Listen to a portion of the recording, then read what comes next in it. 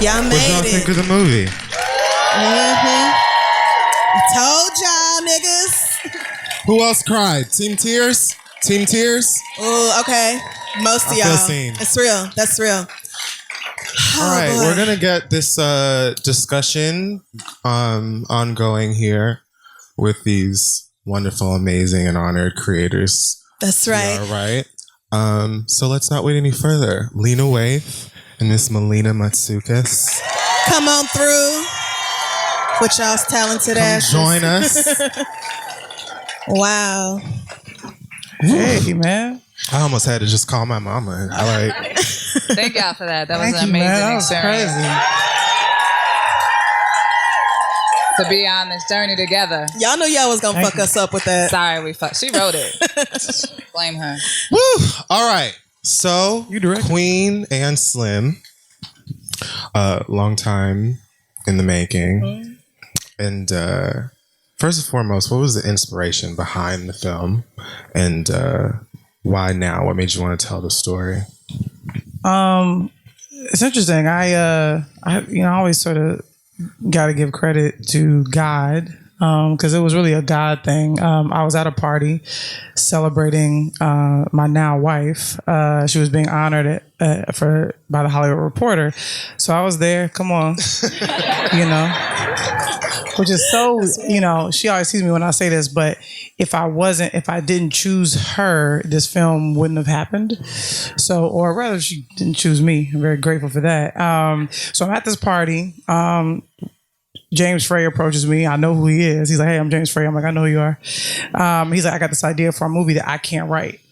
I was like, "Okay, what's the idea?" And he was like, "Black man, Black woman on a first date. It's not going great, not going horribly.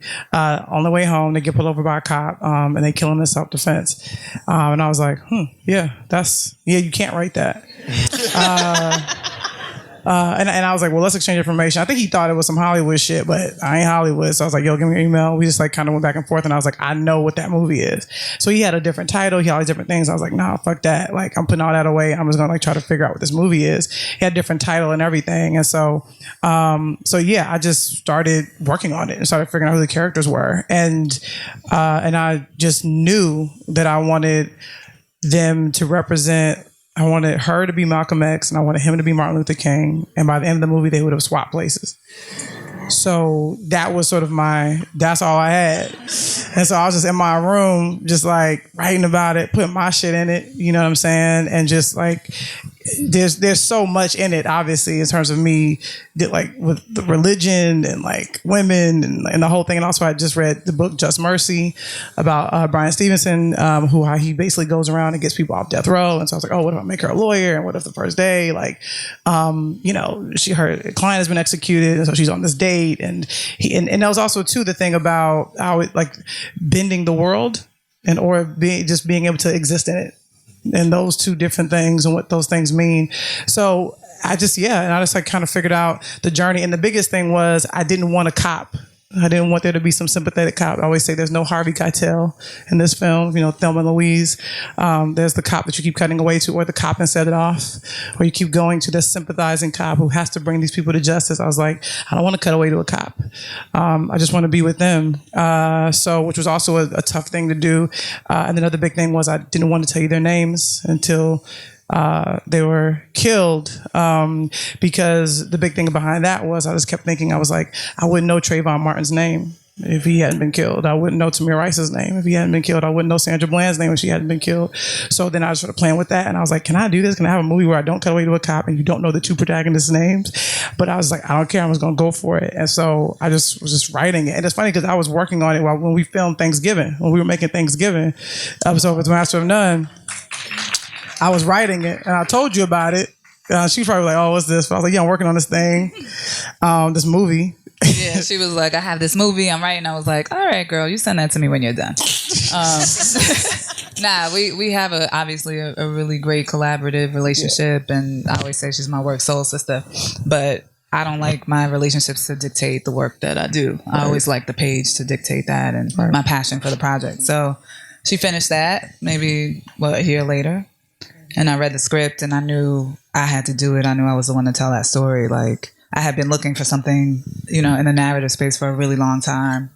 And it just was everything. Like, it's everything. It's the fantasy and it's reality. It's part documentary. It's authentic. It's political. It's, you know, causes a conversation. Hopefully pushes culture forward in some ways. And it's just extremely authentic. And it's just Black as fuck. And that it is. For me, it just had all the elements that I wanted in my first film. And then as a bonus to be able to do it with my sister as her first film and be on that journey together and support each other and empower each other and bring in other artists, you know, that could be a part of that narrative. Like, it was really important for, I think, both of us, like, politically who we are as filmmakers, to create something that was for us and by us. And there was nobody else for me. I just knew, I was like, well, if Melina don't do it, I generally don't know what's going to happen. And the crazy thing is Daniel Kaluuya ended up reading it first. He read it before Melina because he and I had dinner, just connecting, you know, as artists. Like, no, it was not no Hollywood shit. We were just breaking bread. And I told him about it and he was like, I want to read it. And I was like, all right, it was early. It's not even, it's like a rough, he read a very early draft. And he was like, okay, I want to read it. And he read it right away and emailed me. Like, I still got the email and the subject line says, I am Slim. Wow. And I was like, well, I appreciate that. I was like, I want Melina Matsoukas to direct it. I was like, she hasn't read it yet. I was like, but once she reads it, I hope she says yes. And if she does, whoever Slim and Queen are, that has to be a conversation between she and I. So I said, when she reads it and agrees to do it, y'all can sit down and we'll see if that works.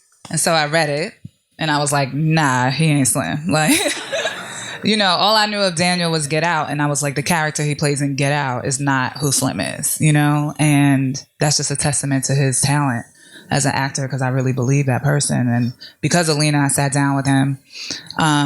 And our 5-minute, you know, what was supposed to be a 5-minute coffee turned into a 5-hour-long conversation, which by the end of it, I offered him the role and then called her like, I hope you still like him. Because I gave him the role. He's Slim.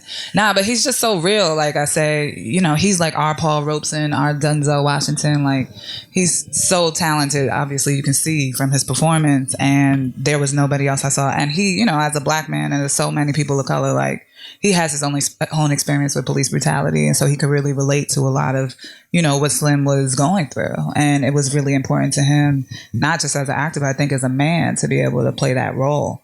And he's so deep. I mean, having conversation with him, some of the things that he and I would talk about wound up in the script. Like, one of the favorite things, like, he and I were having lunch and he was like, we were talking about, he said his dad said that Black excellence is a product of our trauma. And so I was like, huh. So how do I put that into the words? And so that's what just came. Because I was like, he gave me that, and I was like, okay, I got to figure out how to put that in. Just it fell into place when I was playing with that scene. I was working with when they're eating at the truck. They're eating, and then he's like, "Are you a good lawyer?" And I was like, "Oh, she can say I'm an excellent lawyer," and then have him say, "Why do Black people have to be excellent all the time? Why can't we just be ourselves?" It's one of my favorite exchanges. But that's straight from Daniel. I have to say, for this being your directorial debut for a feature-length film, and Lena, you writing the screenplay, y'all have to be proud of yourselves for churning out something like this, right? The first movie. This ain't no YouTube shit. No shade to YouTube. But like, but I really want to talk about, I know Devontae Hines did the score. Hey, Blood Orange. My God. The score. Incredible. It's so good because there are already so many suspenseful moments in the movie where, you know, Black people are ready to scream and you never know, like, what crazy fucked up twist is coming next. And then the score just adds to that intensity so much. So I definitely want to talk about that process and then how y'all decided to craft the soundtrack and to choose which artist, because that shit was bumping as well. All right. Y'all hear that Lauren at the end? Woo. We did. I said, is Lauryn Hill releasing new music? Yes, we got a new track. Melina made some phone calls. I definitely was texting. She was like, "Can you delete my number?" But you know, I come from music, and music's really important, and I wanted the music itself to be another character in the film, and you know, as they travel, that we could really hear the local sounds, and also, you know, show our roots in Black music, like from soul, gospel to bounce, you know, to hip hop, obviously, and R&B. And Luther was in the script. Luther was in the script. Kudos to Lena. And then like, so, I mean, a lot of it, you know, comes from me and my friends and obviously our music supervisor and music wise, we can get into that. But then we had all these amazing like music choices and then who were we going to get to score this? And, you know, Lena and I really wanted to take it back to the 90s soundtracks that we're brought up on, you know, like Love Jones, obviously we quote that in the beginning, and Nutty Professor soundtrack was popping. Waiting to Exhale soundtrack was lit. Exactly. So trying to come up with a composer that was obviously black and super talented, and who could that be? And Solange, you know, she gave me some of the music, and then we were just talking about who could compose this, like who can be our Quincy Jones. I had just watched Rashida Jones's documentary on her father, and to see how many pieces of art he had his hands on, and then also to see that he's classically trained, and you know he was working in France and then working with Michael and doing, you know, all these pieces of film that we've, you know, experienced. I wanted that for us, and Solange, you know, recommended Dev.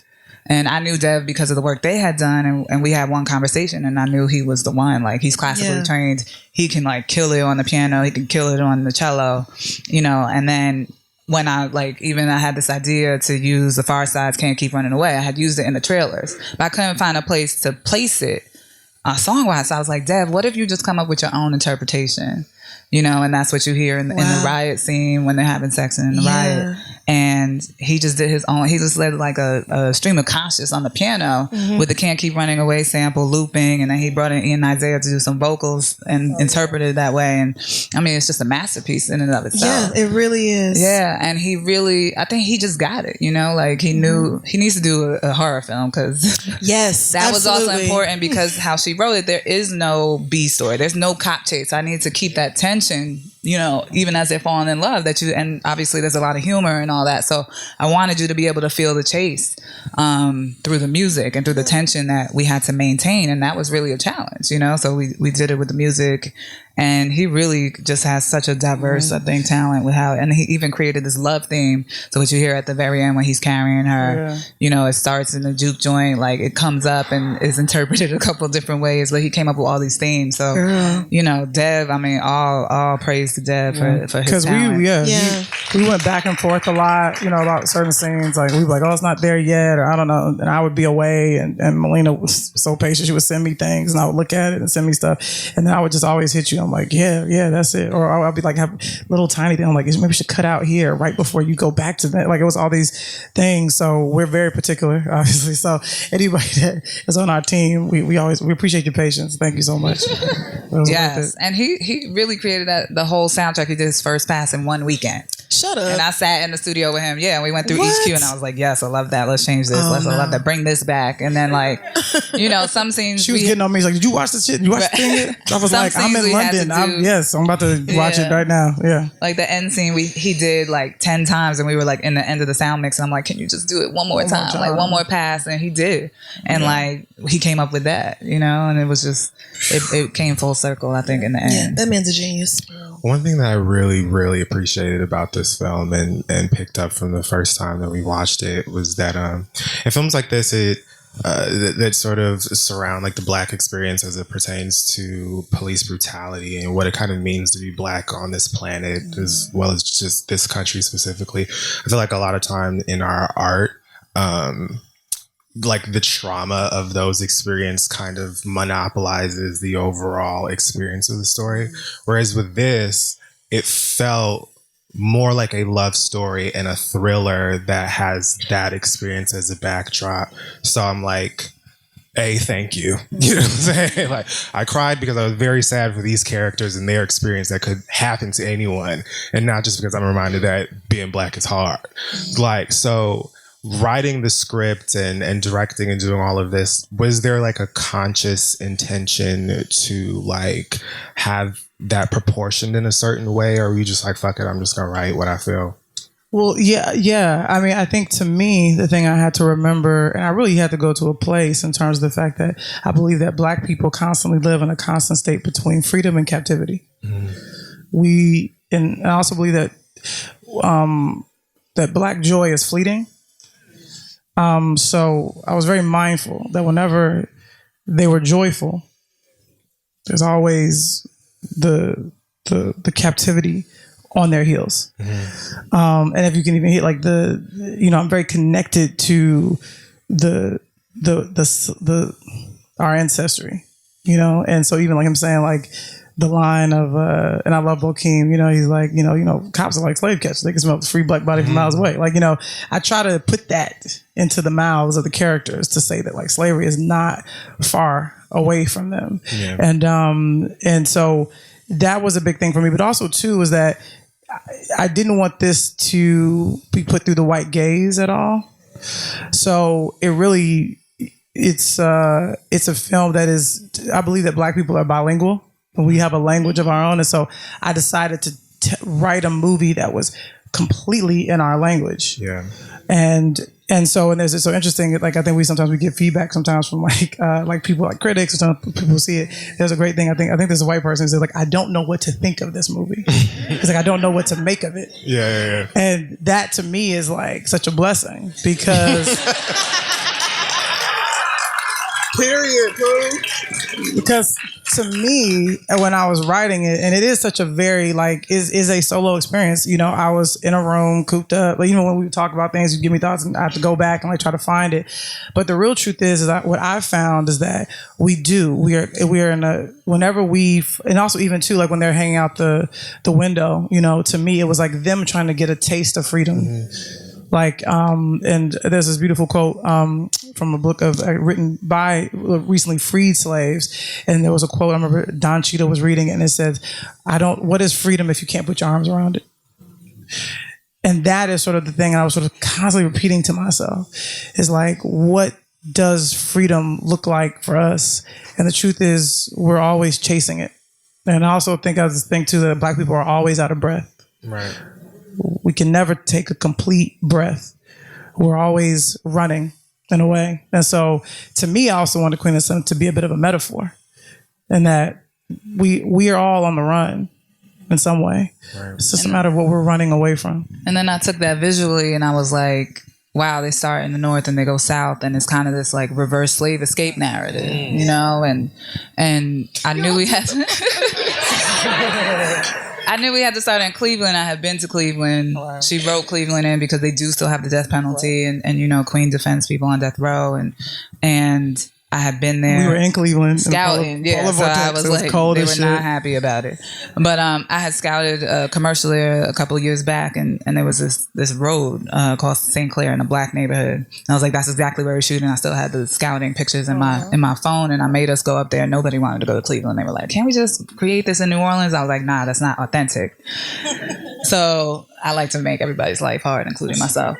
So when we were up there scouting for the movie, what was so crazy is like we scouted that road, and literally in a half-hour time span, 6 different Black people were pulled over by cops in this one area. And one of them was a white Accord pulled over by this Black Cleveland police car.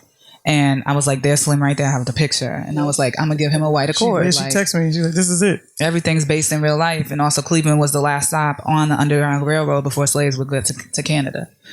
And so I was like, that's where our story begins, and then we go to the furthest parts on the south and on the east, and that's the Keys. And we created the Florida Keys, So it's like our roots are weaved into each of these frames and all their words. And we shot it in New Orleans, which is, to me, where some of the freest Black people reside. And we came home for we were there for 4 months, something like that. It was a beat. But we really, I think that also kind of seeped into our skin, sort of being there, and us having meetings and being frustrated eating crawfish and whatnot. It was crazy. Telling people about you sucking out the tail. We're not doing that. No, we need this. Put that in there. You and this boil though. I was really the cinematography is insanity. It's.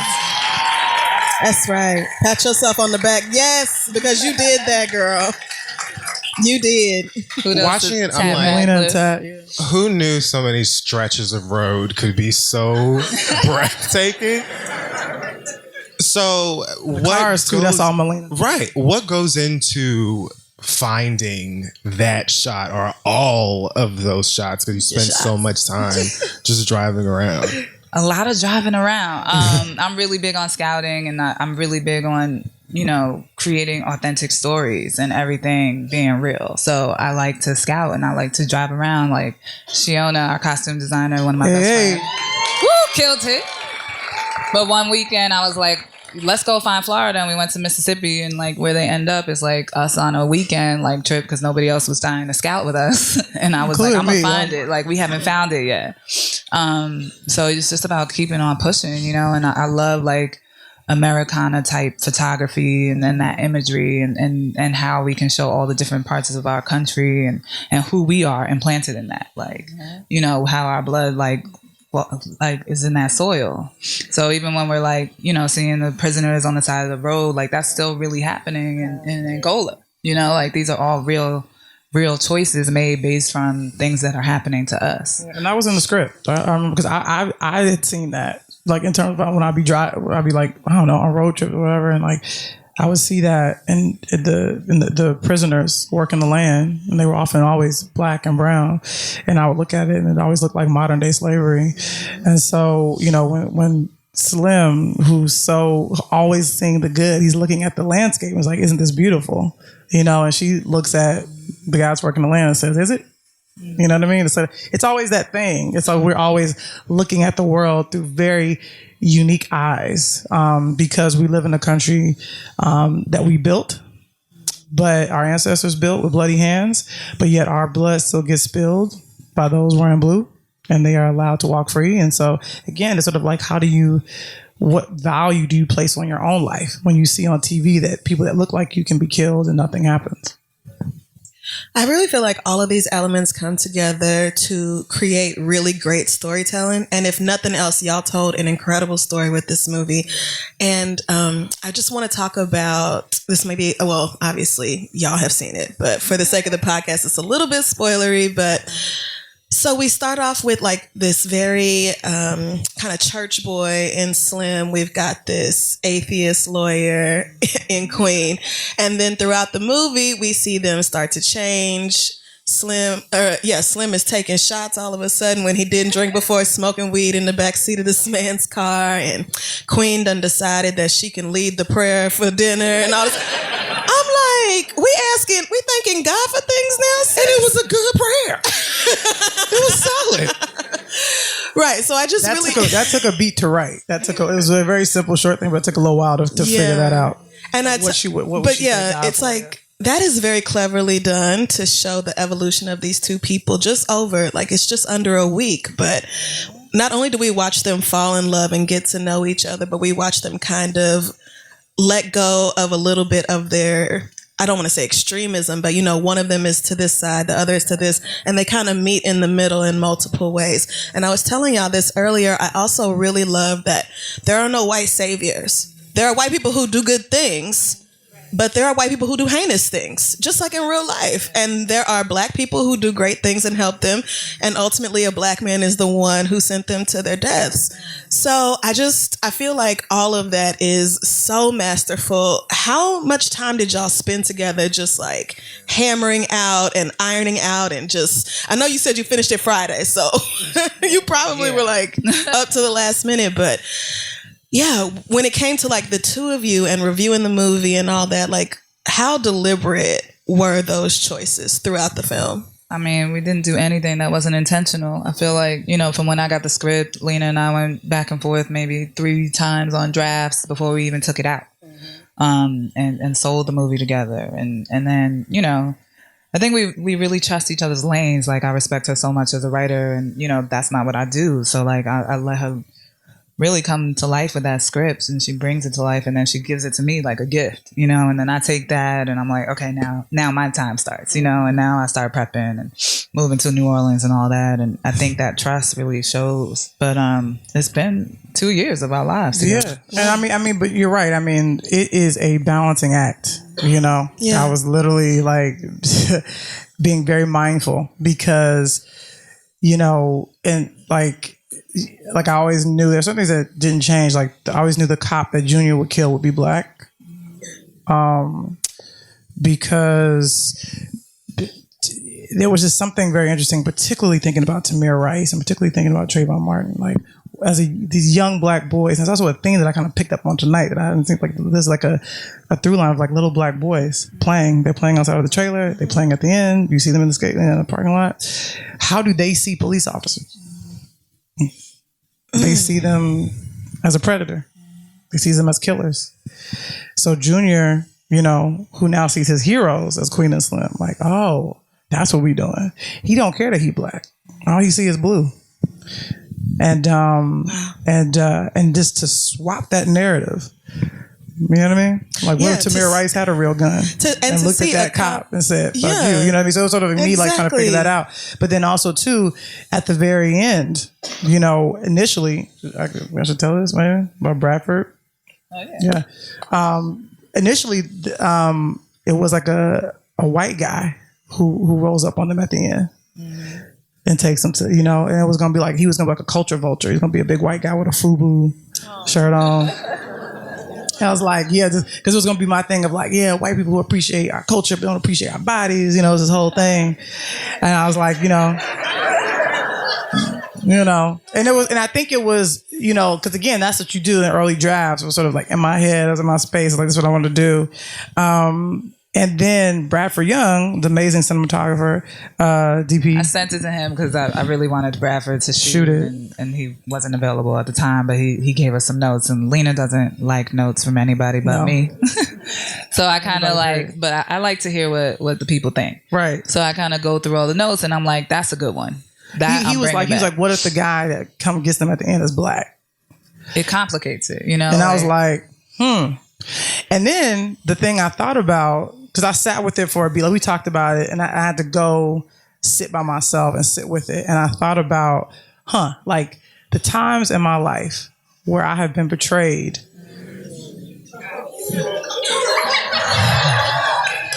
I ain't got finished. But that's why I think. But that's why I needed to sit with it, because we had the conversation, and because I was like, well, how do I? Because then I said to you, I was like, well, I gotta go, like really, I gotta really rewrite the scene and like play with the scene. So I was like, give me some time. I hope I didn't take too long. I don't know, but I was just like, give me some time. Because then what I realized was how, it was tough writing him, because I was like, he has to walk the line. He needs to feel like a nigga. You know what I mean? Yes. You know, and he needs to, but then also too, he has one of my favorite lines is that he's like, y'all gave us something to believe in. You know, we needed that, you know? And I think it's a testament to, you know, what we're going through in our culture. Like, we become victims of capitalism, where it's just about your own individual gains, where you give up, you know, give up the community because you're just thinking about self. Right. And how much is that in our music and our stuff? You know, we really need to fight against it, because for me, what Queen and Slim is about is Black unity, Black love, and not just romantic love, and bringing us together. Right. You know, so I really wanted to highlight the opposite of that, so we could try to tear that down. Right. And it was, you know, and this was before, you know, Nipsey was killed by a Black man. You know, and then we, you know, like Malcolm X was killed by a Black man. And so those things, I started to go like, fuck. Like, they don't have to kill us sometimes. Yeah. Because we're so, in our community sometimes, we'll look at each other and not see a brother. We'll look at each other and not see a sister. And I was like, so that's when I was like, oh, okay, let me go like figure this out. And it's so interesting too to sit with an audience, because sometimes audiences don't know you, like, well, hold on, well, I don't know. Like, and then also too, there's just that hope at the end too, where you're like, nah, like not one of us. But also too, but it's so, what I do appreciate is that you have, that moment, but you also have the victorious moment with the Black cop that like lets them, you know what I mean? Like, you have that too. Yeah. So it's like, I think because we had that, I'm like, okay, you got the brother with the click clack, you know. I just want to say, I ain't trust that nigga from the beginning. Because if he was really gonna help, he would answer the damn questions. When I saw him pass the questions. When I saw him pass that blunt, I was like, maybe. Yeah, maybe. The blunt. But when he dropped him off and then he just zoom out there, I said, nah, it's over. I said, it's fucking over. He ain't gonna walk him to the plane? Yeah, nah. Well, at that point, he doing something illegal. So he, you know, he got was doing something illegal the whole time. But him counting the money is heartbreaking. Yeah, it is heartbreaking. Because I'm already weeping by that point, so like I have to take myself out of that. That moment always gets me. Him counting it. So we briefly spoke about this before, but on the topic of you discussing like feeling like Black people are bilingual in a sense, and being that this is the first time that you got to see it with an audience, we talked about the amount of comic relief that's in the film, but I feel like a lot of it for us is just the relatability and like the Blackness of it. Like, how much of this would you say was like this was intentionally supposed to get a laugh, and how much do you feel like, oh, this is like, I didn't even expect them to laugh at this part. Oh yeah, there's lots of y'all laughed at that I didn't expect. But no, I mean, the truth is, I started in comedy. So I think most people, they know me from Master of None or whatever it may be, but that's really where I began. But then also too, I know obviously I do the Shy, so it was like that's obviously dramatic. But I also wanted to get to a place as a writer where I wanted to be able to shoot with my left and my right. You know what I mean? And so like I want to be able to, like, you can't tell which way I'm going. But to me, I think I can't not have some humor in it. Like but to me, like the stuff with the father and the son, chubby,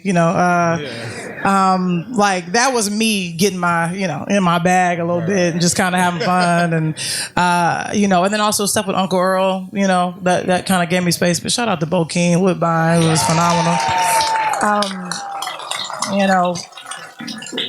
So wherever I felt like, oh, I can play here, I did. But then there's things that just, happen that sometimes audiences find like humorous, and you're like, oh, I didn't even expect that. But yeah, I'm always most comfortable when I can get a joke off. But also too, I also love poetry so much, and and I think sometimes it can get a little poetic, but people kind of felt it, like to me, because to me the story he tells, which is also born out of my shit. Like my wife will always say when she can't fall asleep, she'll tell me a story. She'll like, tell me a story. So that's born out of me trying to come up with something interesting that she might find entertaining. And so that story was sort of like a play on us, but also a play on, Sam Cooke's, I was born by the river, that's my mother, that's the whole, that being so influenced by that song and hearing it all the time, that it sort of came out of him going to his family members and all that kind of stuff. So I also get to play in that way. Like, also one of my favorite lines, like my grandmother said, that through our children we are reborn, and so I like that I can kind of do that, but then also I can have fun and just sort of keeping the audience on their toes a little bit. Well, Melina, like you said, the movie's complicated, and I think that's what makes it so human and so relatable. We see all these characters who are evil and good at the same time, which is, pretty much the human experience. Yeah, Uncle Earl being all over the damn place. And so anyway, I just want to say again, congratulations to the both of you, because the movie is absolutely gorgeous. So very well done. Thank you. I'm so proud of it. I think we have time for a couple of questions from the audience. Lit. Before we... Yeah, I was like... Madonna's performance? They're in there hollering. Who's... Is somebody, or am I coordinating this? Oh, no. Okay, no, I'm not. Because they actually just said we don't have time. Oh, no. Come on, look what shout you it. Give me did. a couple. Well, listen, shout. they told me we did, and then they said we, okay. She desperately Okay, has it. right, because she is like standing up. We'll have one question from this lady Lola. right here. Lola. Great. Thank you.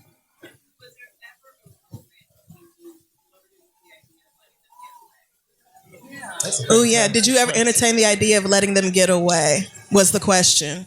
To me, because that had come up. I mean, the truth is that the reason why I wanted to be respectful to the mothers who have lost their children to particularly police brutality. And now we've sort of deemed them mothers of the movement, if you will. And being from Chicago, Emmett Till, as I always say, is in my DNA in a way. Like, it's weird. It's like from a child, I know that story. And so when someone says to me, oh, why couldn't they have lived? I say, go talk to Trayvon Martin's mother and ask her. Why couldn't he live?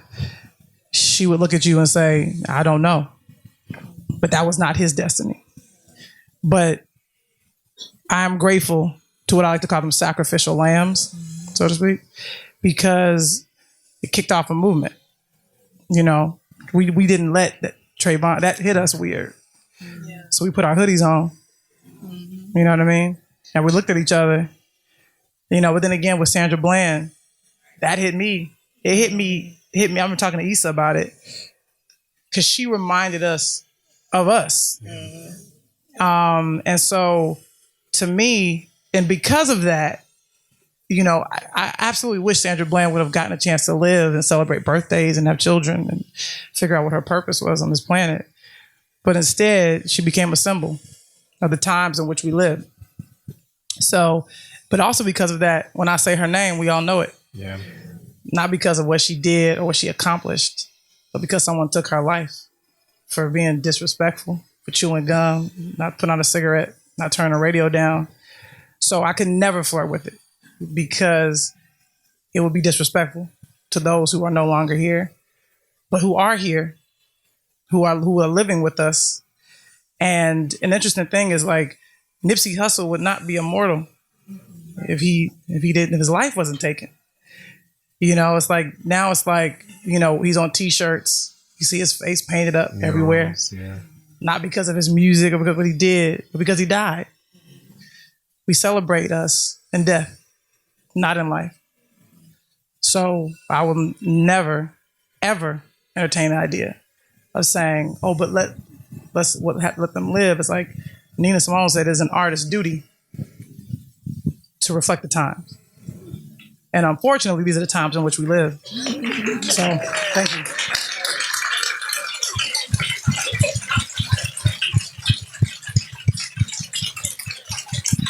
And that's like the topic of legacy and that ongoing theme of legacy and immortality within the film. And as you see at the end with this huge mural and the T-shirts, it's like honoring us and what we've gone through. Yeah. Excellent film. Really Give is. them a fucking Thank you so hand. much. Give it up one more time for Lena Waithe and Melina Matsoukas, y'all.